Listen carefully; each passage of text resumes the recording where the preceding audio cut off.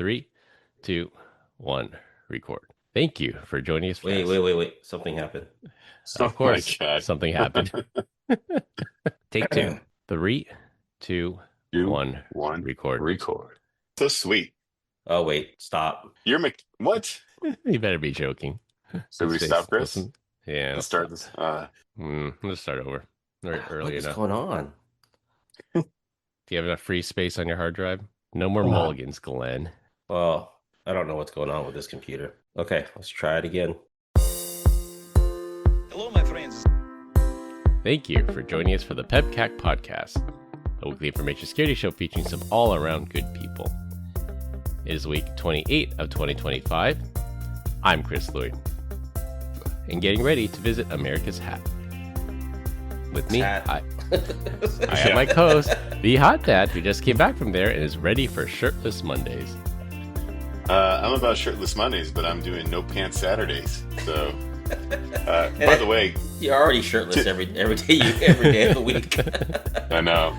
Hey, I do have to say, if you ever go to Calgary, you got to go when it's the Stampede. That was pretty incredible.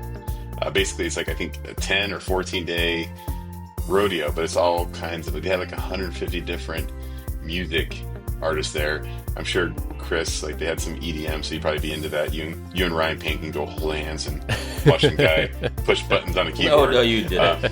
Throw his hands in the air. They have cowboys that far north? What are they doing? Bro, I'm like everybody was in cowboy gear there. Nice. It was insane. Yeah, Canadian cowboy CC Vic.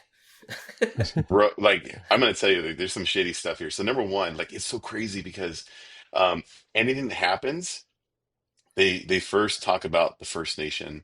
Like they're like really respectful that they acknowledge that like this was, First Nation to us would be like Native Americans, right? Land acknowledgement. They say land acknowledgement. Yeah. So it's like, oh wow, yeah, very, very like kind of woke mindset.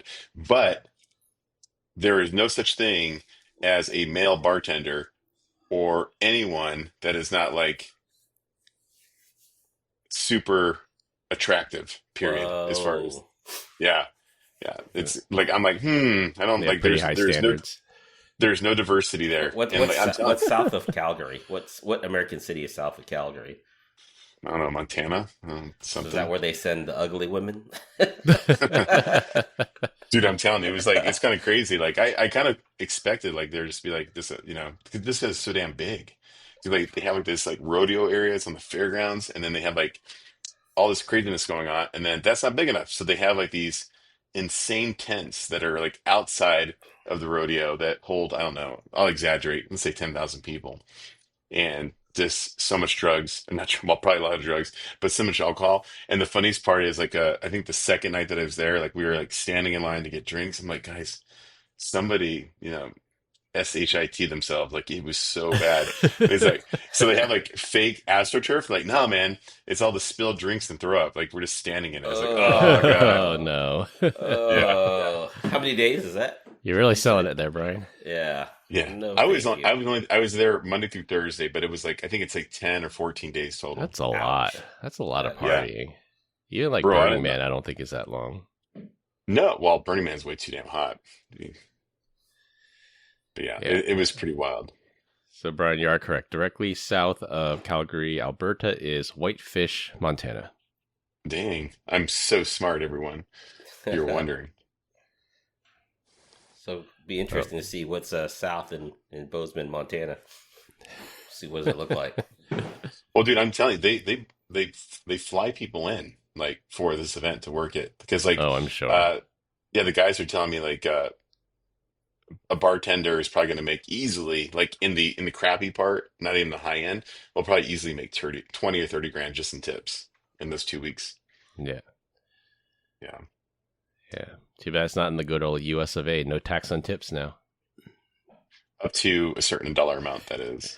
Yes, this is not financial advice. Yeah. And we have Glenn Medina, who's about to dive nose first into the world of 3D printing. Yeah, thanks to you, I am. I mean, if it wasn't for you, I'd probably be...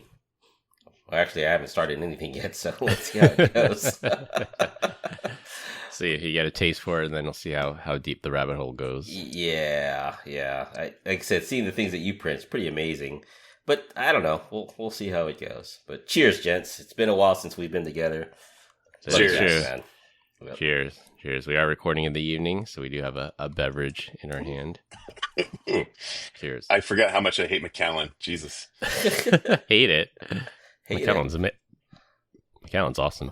Yeah. What are you talking about? I'm a vodka guy. This is horrible. I don't have any vodka in my house to drink. So as kids would say, cooked. Sip it, don't shoot. I'm sipping it, but it's like just gasoline.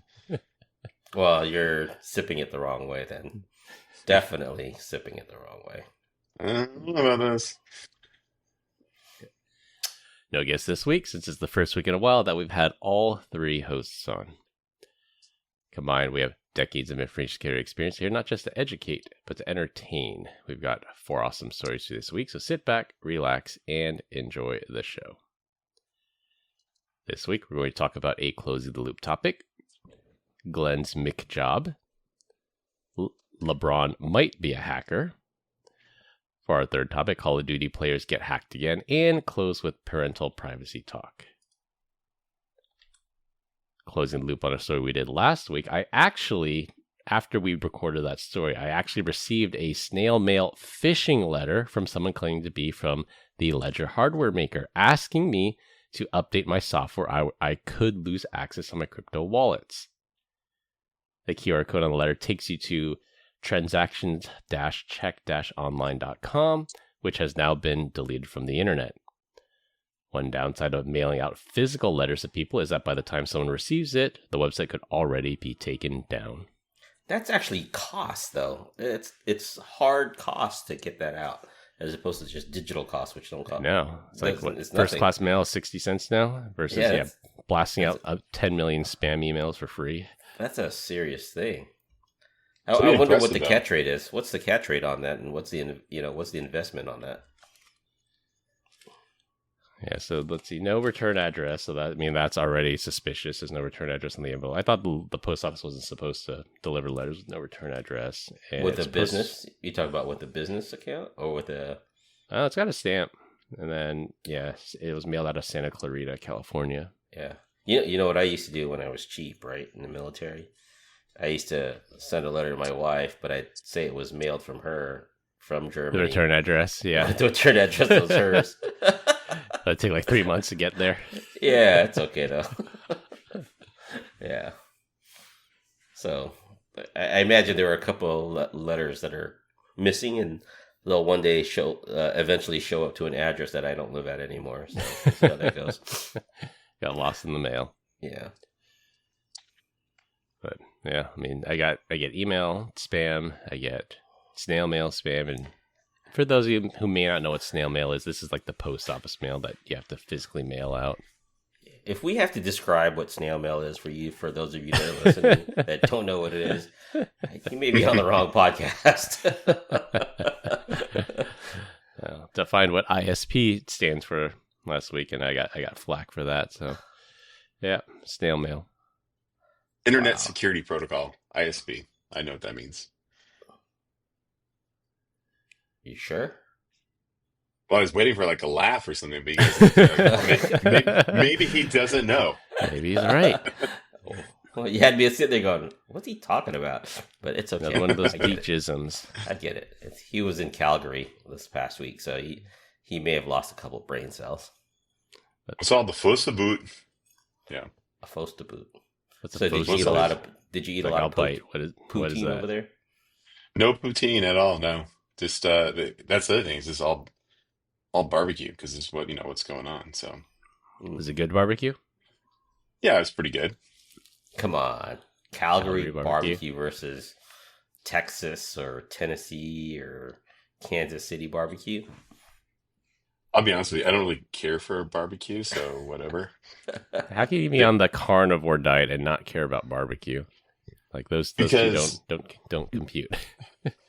Because a lot of barbecue is predicated on the amount of barbecue sauce that you put on it, and like usually half of the ingredient is sugar. Well, hold on.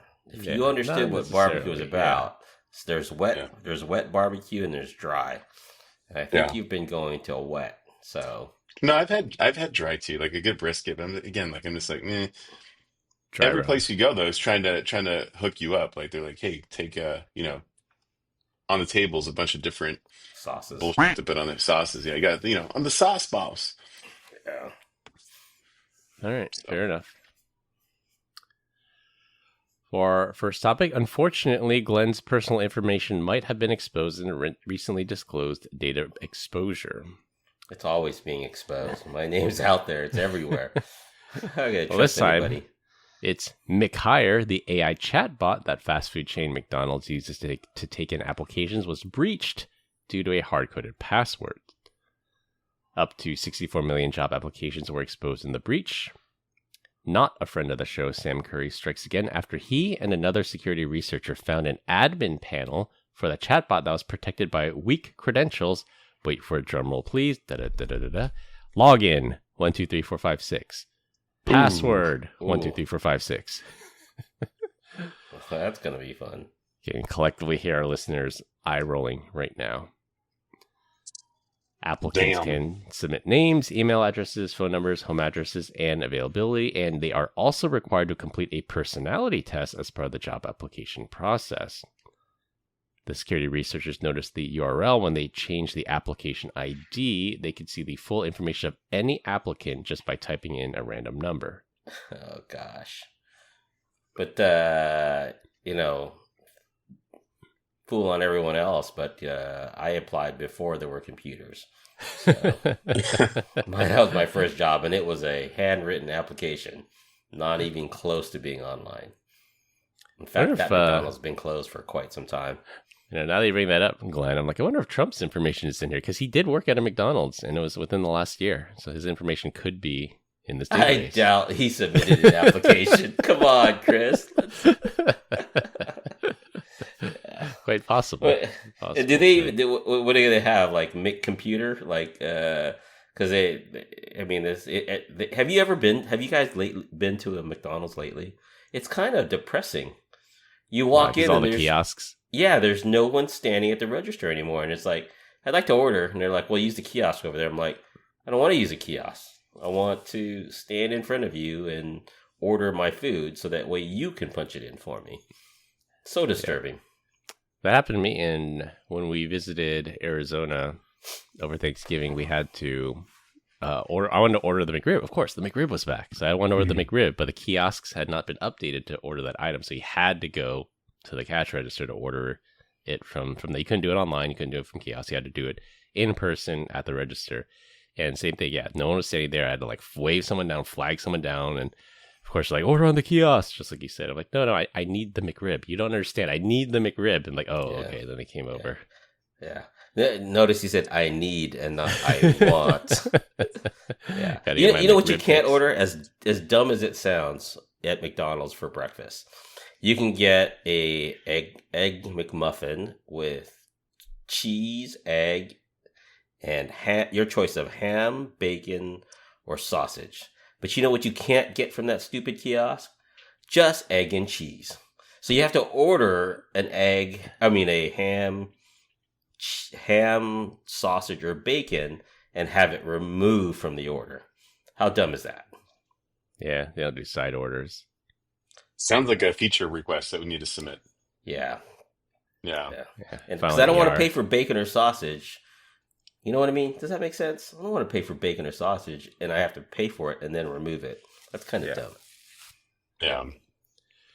I'm with you on that one. Give it to me for free. What did you call that last week? Inshitification. Yeah. Inshitification. Things will slowly get worse and worse over time. Yeah. That was bad. Yeah, they're bringing the snack wrap? They're bringing the snack wrap back, but it's $3.50 now? I remember when those things were $1.25 or something. What's in a snack wrap? Is that just like a chicken nugget and some lettuce? Yeah, it's like I think it's a chicken tender lettuce wrapped in a tortilla. Ugh. I just remember, I don't know if you guys remember the days when hamburgers were 29 cents and cheeseburgers were 39 cents. But only on, was it Wednesday? 29-cent cheese hamburger on Wednesday and 39-cent cheeseburger on Sunday. It'd be on. Me and a couple of friends and I would I'll head take out 50. there and we'd order 10 each. And we used to have a bet on how many we could squeeze into our mouth. So those are the days. Good old days when we could eat whatever we want to without consequence. Yeah. I don't know about that. I always had consequences, but good for you guys and your high metabolism. I only remember the Taco Bell menu, $59, $79, $99. That was a banger. I don't think I ever ate a lot of McDonald's, to be honest with you. No? Oh, man. There used to be a time, and like I said, I'm going to take us down memory lane with my mom and dad, with my parents. And McDonald's was a treat. It was once a year, if that. And it was on a weekend, after we had gone grocery shopping, and my parents would be like, all right, we're going to McDonald's. And I'd be so excited. And, at some point in time, that became like a weekend thing with my kids. It was like, all right, let's go to McDonald's. Because I only got it once a year, and they're tired of it. They don't ever want to see McDonald's ever. So... Well, your kids eat like ribeye now, so they got it good. Hey. I mean, I remember going to Taco Bell for the family dinner. Like, we're going out to eat tonight as a kid, and it was Taco Bell or McDonald's. That was the big meal of the week. The taco pack, exactly. like the 12-pack. Yeah, crazy. Exactly. And it wasn't a normal thing, right?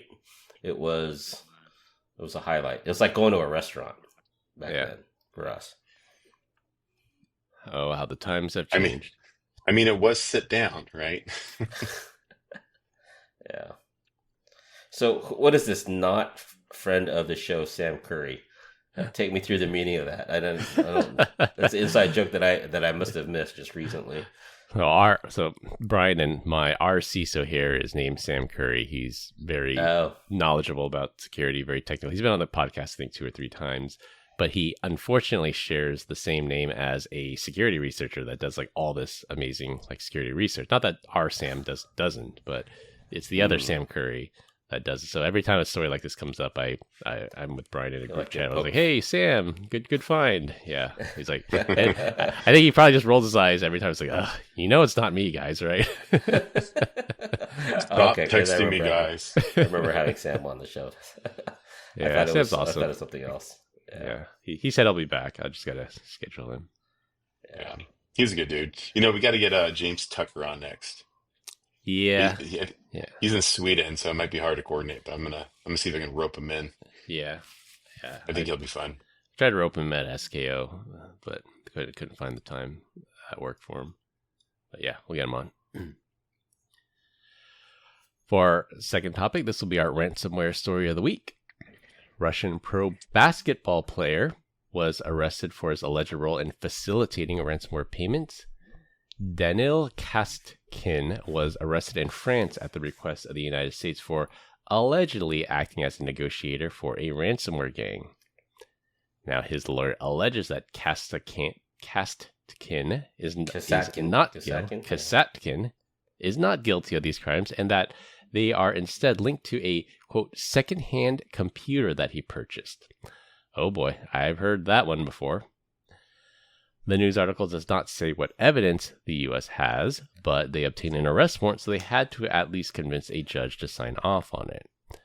The reason this one kind of caught my eye was, could it be the U.S. getting revenge for Brittany Griner, or is this the new Dennis Rodman and will mediate between less desirable figures?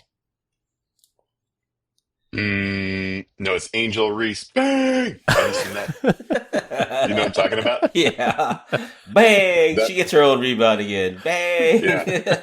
Bang! Like, I'm watching those videos. I think that she might be the worst WNBA player. And then I think I was like watching, I was at the gym, like ESPN was on, and they were showing some highlights from her where she wasn't hot garbage. But I'm telling you, like, it's difficult to watch when that dude's like saying Angel Reese, bang! It's classic comedy. Yeah, I'm just amazed at the level of play for the WNBA for some players, right, that are making, I don't know if they're in millions, but definitely not making as much as the male NBA players. but definitely see a reason for the disparity based off of the market, right? Yeah. Well, I mean, in terms of growth, WNBA is growing 100% year over year. They're expanding out to like 4 more expansion teams now, so they're definitely growing up and coming. But in terms of entertainment and viewership, I think the male NBA is still ahead. I can't remember when Daniel Kasatkin played. I've got to go figure this out. He played at Penn State. So I think the article said he played at Penn State until like 2019, I think. But it says pro basketball player. So did he ever play in the NBA, or was he like European League? No, he defected to Russia. So he lives in Russia. No, I know, but you said a Russian pro basketball player. So pro basketball players in Russia. NBA in Russia. Yeah, he's a Russian pro player. Okay, yeah, gotcha. Yeah, I can't imagine this guy. I don't know how he would have even gotten tied up in this. And the DOJ didn't indicate which ransomware gang it was, but all signs point to it being Conti, the Conti gang. So maybe his name got leaked in like one of the Conti leaks, like in their chats that says this pro-Russian basketball player is like negotiating on our behalf.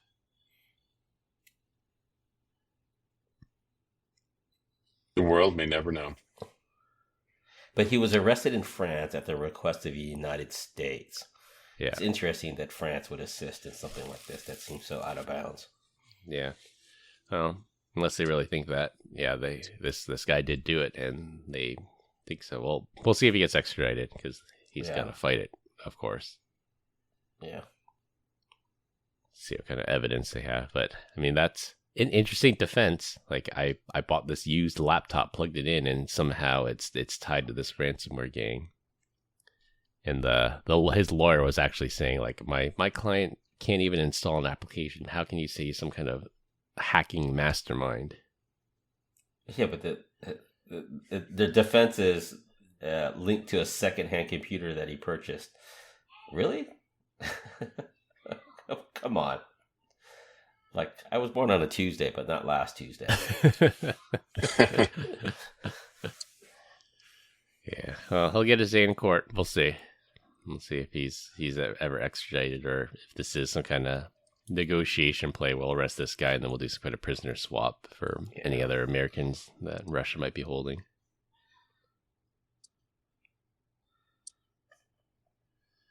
Whatever happened to Dennis Rodman? Remember, he was like our ambassador to North Korea. Never hear from that guy anymore. Well, he's a lot older now. But he's probably in his 60s now, right? Let's think about that. Late 50s, I bet. What about you, Chris? Yeah. Yeah, I'd say late 50s. I think Jordan was way older than me, for sure. Yeah, Rodman's 64, so... No, there you go. Yeah, Glenn was right. Yeah. Do you guys ever remember there was like an episode on MTV where it was like Dennis Rodman and Carmen... Was it Carmen Electra? Electra? Yeah. And like at the end of it, like she I don't forget what happened. Like he just came out like in a Speedo and his giant banana hammock. And like next thing you know, they got married. It's like, all right, buddy, let's go. All right, stop. I'm not going to stop. Something happened. Audacity. Oh my God. You want me to stop, Chris? No. He'll keep trucking. Hold on. Glenn will have to figure his stuff out. Just give me a second. What is going on? Angel Race bang. Can I save it? Save project. There's an X clip that said there's these dudes on Kalshi that were betting. There's some kind of parlay bet that Angel Reese is going to miss her first shot in like her 10 consecutive games, and every time she misses the first shot, they're all like cheering, and then they got paid out at the end because I think she did miss like her first 10 shots the first shot of her first 10 games. Angel Reese. But Caitlin, what's her name? Caitlin Clark. Yeah. Yeah, she her team's 5-5 when she plays. I figured it out. And 4-5 when she's been injured. So she's not pulling her weight this year. Yeah. All right, I figured it out. What was it? It was another window behind Audacity for some reason. So we'll see. I'm going to record this as A and B. So, all right. Cool. I'll have fun stitching that one together. That was at like 22 minutes. So yeah. Alrighty. For our third topic, this will be our Call of Duty story of the week. I saw a video on X this week of a Call of Duty streamer getting banned midstream, and when he read the reason for being banned, it said because he was British. He was understandably upset and confused. It turns out that the 2017 Activision hit Call of Duty World War II has a remote code execution bug in it, and anyone playing the game online is vulnerable. Responding to the attacks, Activision took down their online gaming servers until they could patch the vulnerability. Some sources say that the sudden spike in infections was the result of Microsoft adding World War II to the Game Pass, and only the Microsoft and Xbox versions were vulnerable. Apparently, they already patched it on other platforms already.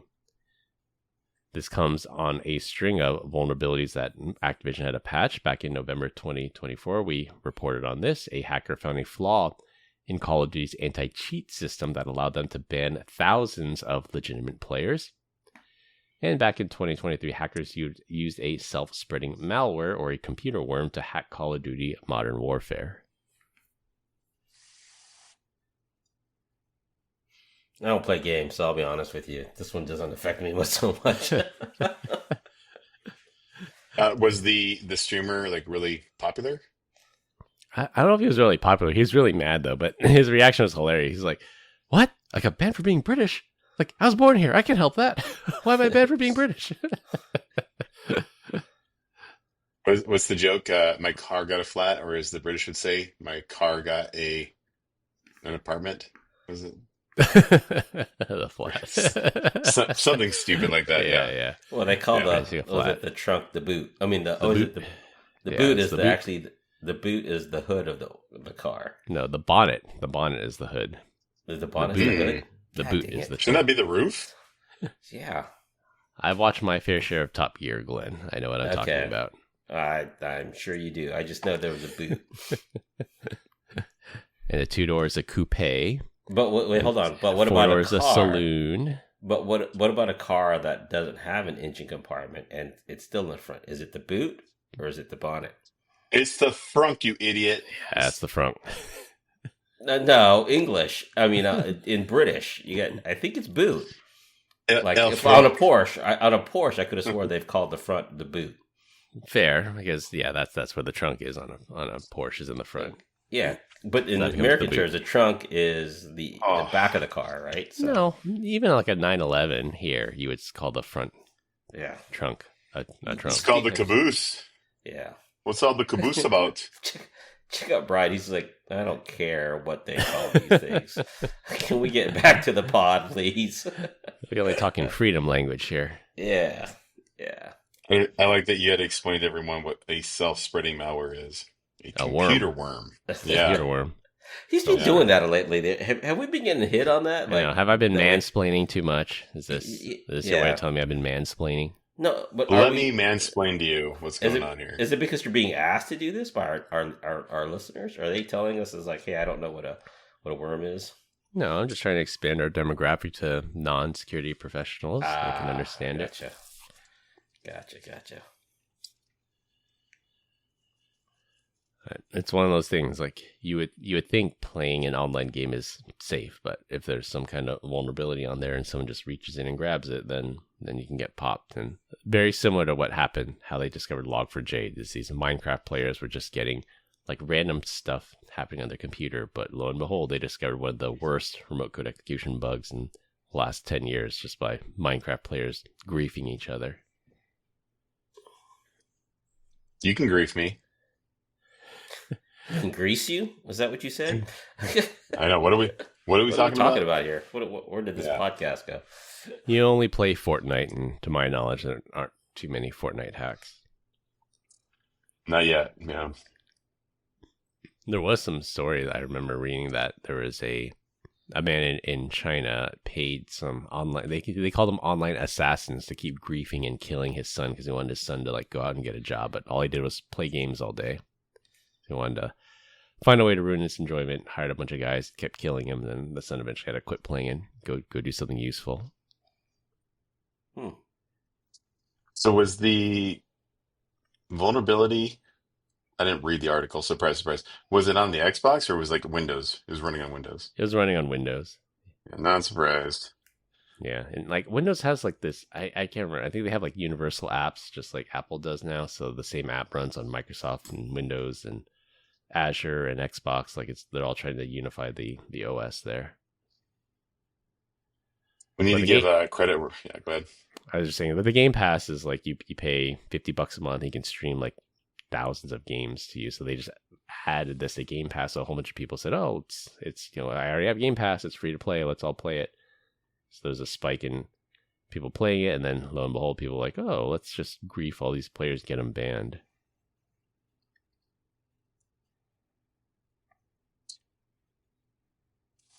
Well, that's what you get for playing video games on a computer. Yeah, I don't think they have this problem on like console or like PlayStation. Like I hear like PlayStation, Xbox Live, they get DDoSed, but they don't get like remote code execution bugs in their software. And even then, like if you break my PS5, like so what? I'll just reflash it and reset it. Has there ever been like that actually happened or no? Like a vulnerability, like a worm that actually infected the PS5 actual devices, not the network, but the actual device. Where they had to make you, yeah. I don't think there's ever been one where they made you had to go buy new hardware like some other vendors that are out there, right?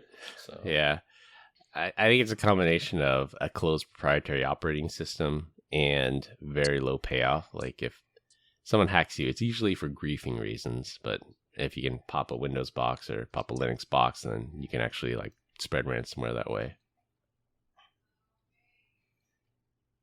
You're just playing along and get told that you can't play because you're British. It's like, wait a minute. I think that was the thing. Like when back in 2014, when people were getting banned for no reason, they wanted to do that while they were streaming. They think it was just like so hilarious to like ban someone midstream.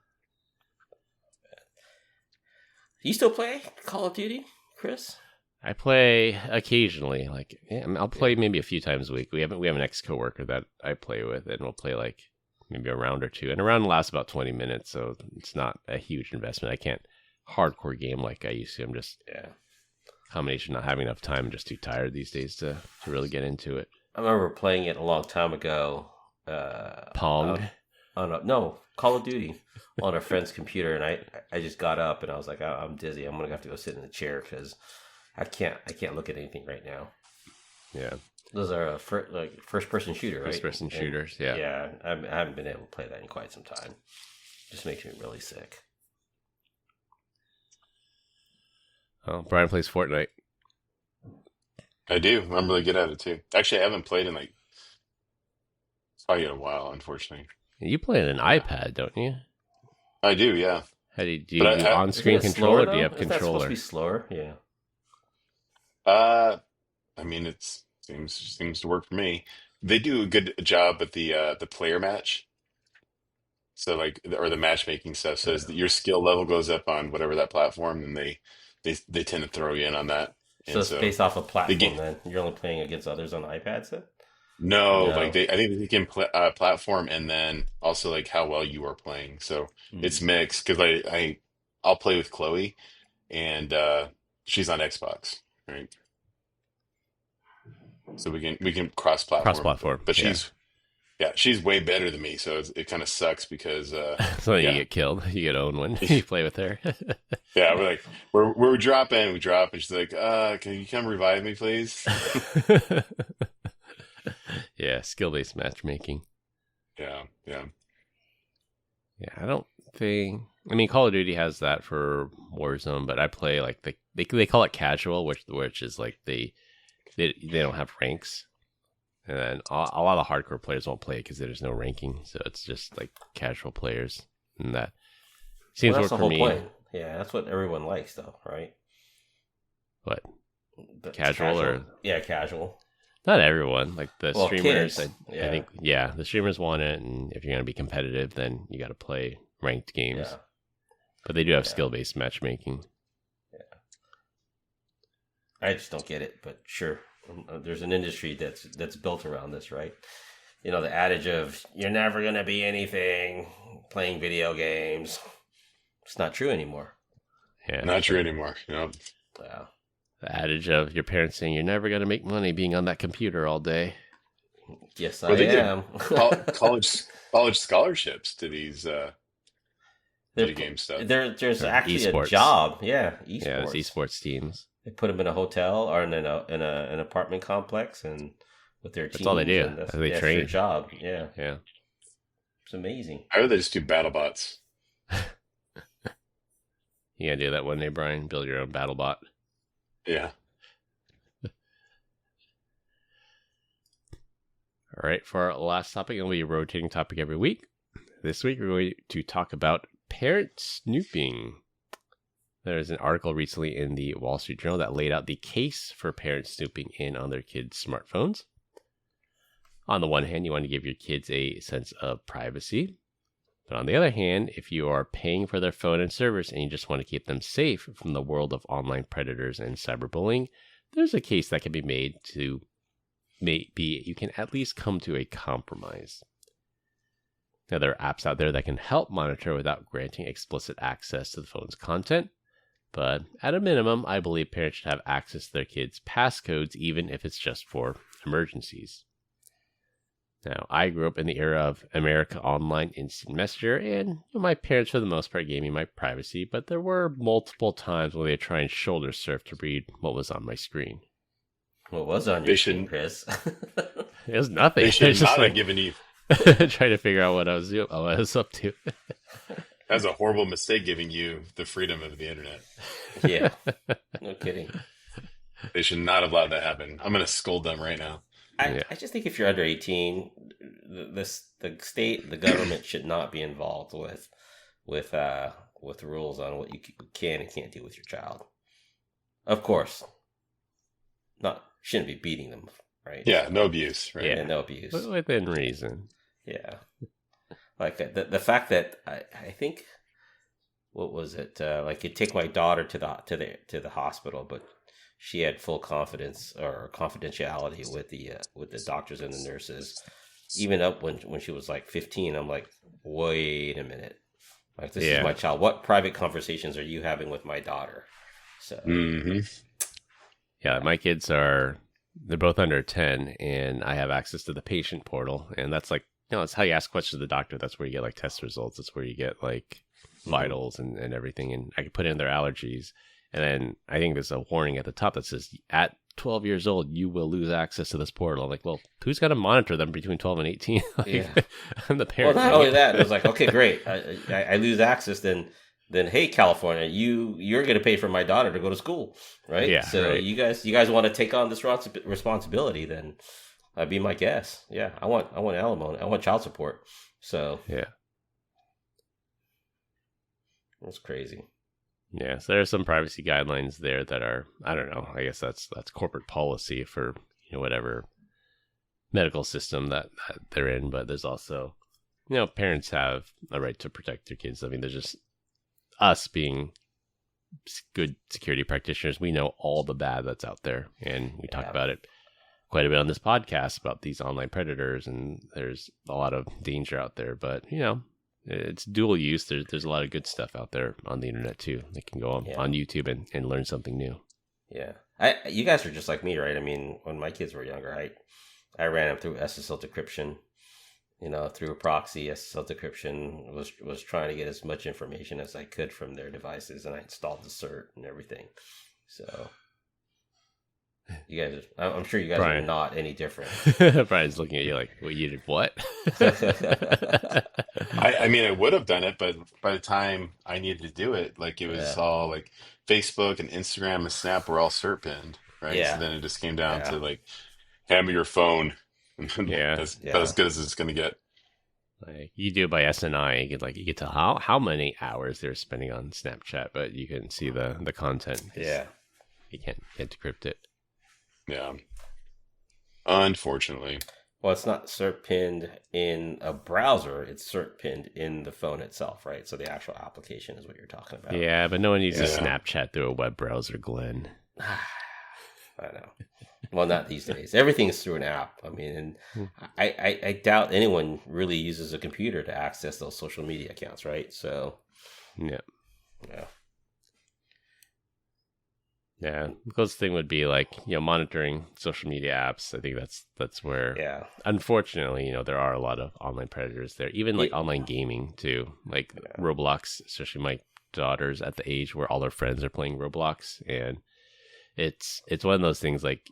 It's okay to play, not okay to chat. I would say with strangers, especially at that age, because there's just too many stories of grooming and predators out there trying to attract young people.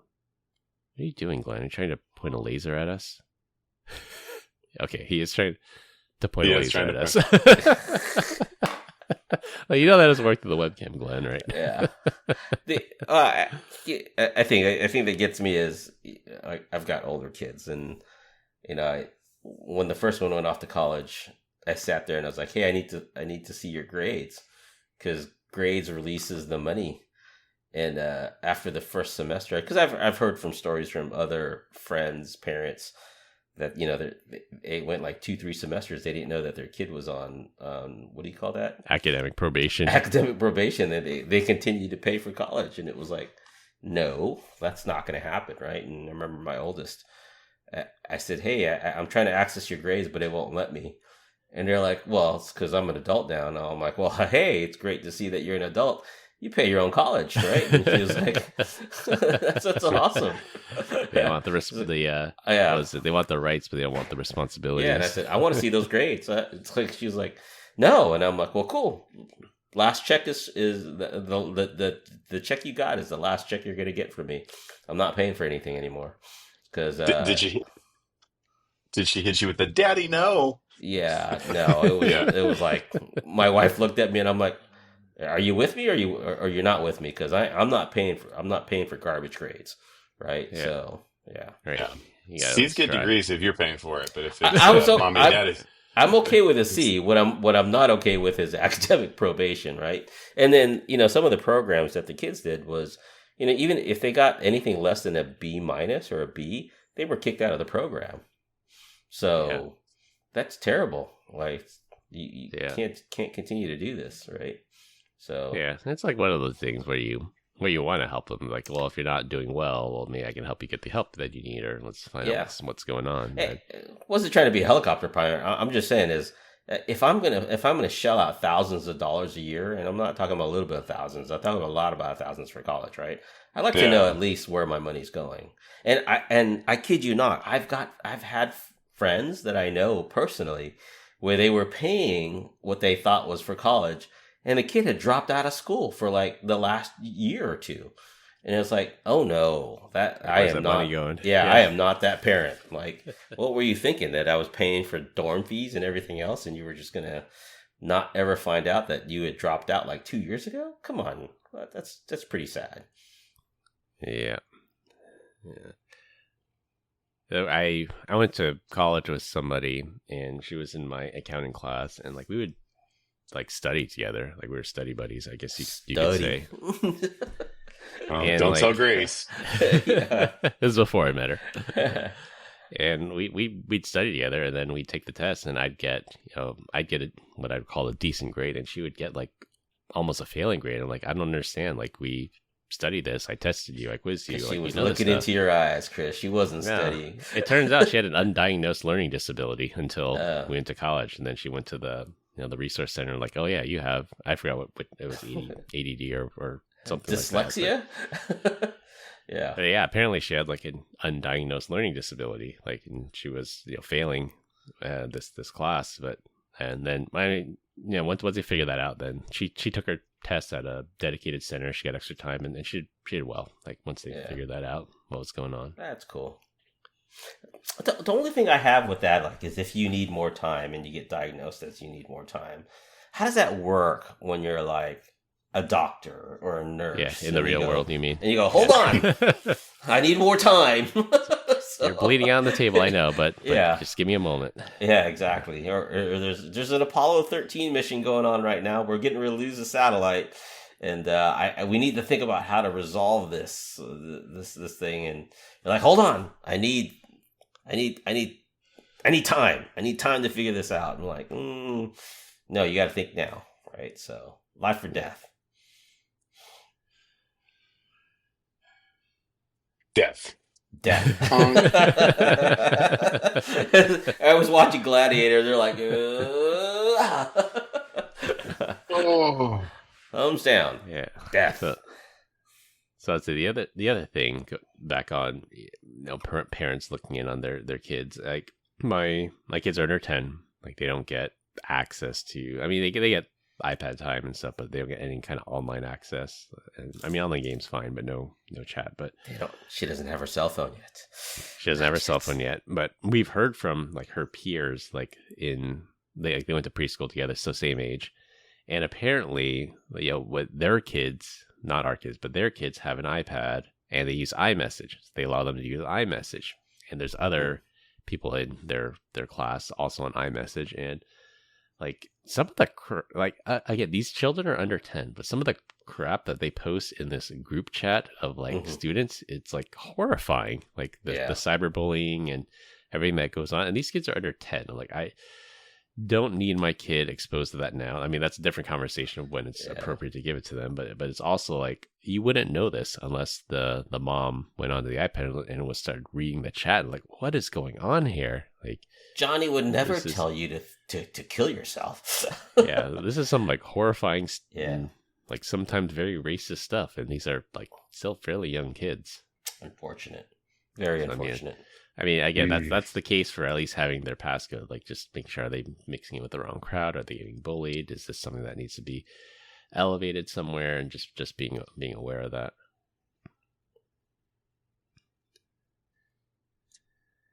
And the last thing I have here is location data. I think at some point, like, my kids have AirTags on them, and it's just so I know that, like, when they used to be, transported for after school care, just to make sure they got there okay, or if they were on a field trip, that they're okay, and we can track them and see when they get back. But I can see location data being a good compromise of the kids should not be somewhere where they aren't supposed to be, so they should not have a problem of sharing their location data. Like, you're at the school, or they call you them at the library, you can check if they actually are at the library, just to make sure they are where they say they are.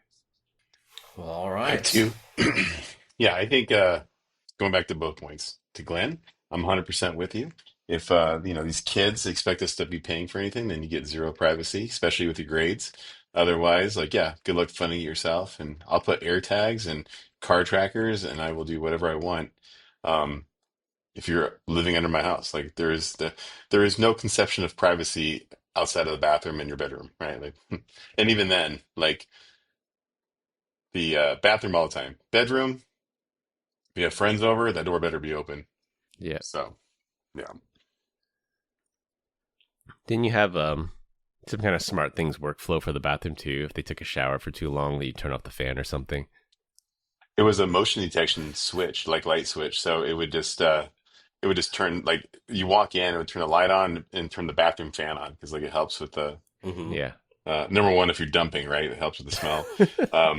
But also, like, I used to hate, I leave in the morning, and the kids would leave shortly after me, and then I come home after them, and I'd go upstairs, and like lights would be on in the bathroom stuff. It would just drive me nuts. And so I put those light switches. But yeah, like I think the light switch turned off after 3 minutes, and like to this day, like they're so annoying. We have to open up the thing, wave your hand, the light comes back on. Yeah, but you know what's crazy is when you go to a public restroom and that happens, and you're in the stall and you're like, hello? So it does the light on you. What's going on?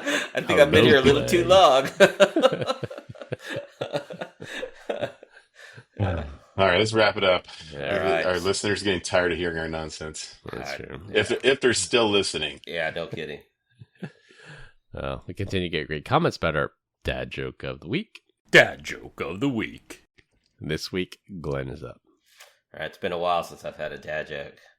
But what do you call a beehive without an exit? Entry. Beehive. I don't know. B entry. Unbelievable. All right. All right. Wah, wah, wah. Can we go back to not having you on the podcast? Hey! It's better Just than kidding. ransomware. Yeah. Yeah. But a bump. What up?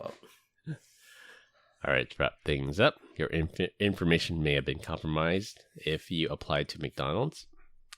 Pro athletes helped the criminal underground. Call of Duty got hacked again. And find a compromise between privacy and security for your kids. That's all I have for this week. We hope you enjoyed this week's episode. Find us on LinkedIn. Links will be in the description. Follow us on Instagram at PEBCAK Podcast. Thank you to our listeners and subscribers. Rate us 5 stars in the iTunes Store and Spotify and left us a review. We appreciate you all spreading the word to help grow the show. The best way to find us is to search for the PEBCAK Podcast in your favorite podcast listening app. My co-hosts Brian Deitch and Glenn Medina. I'm Chris Louie. Thanks for listening. We'll see you all next week. And as always, have a nice day. Bye, Felicia. Bye, Felicia. Good to have you guys back. All right. Yeah. All right. Have a nice day.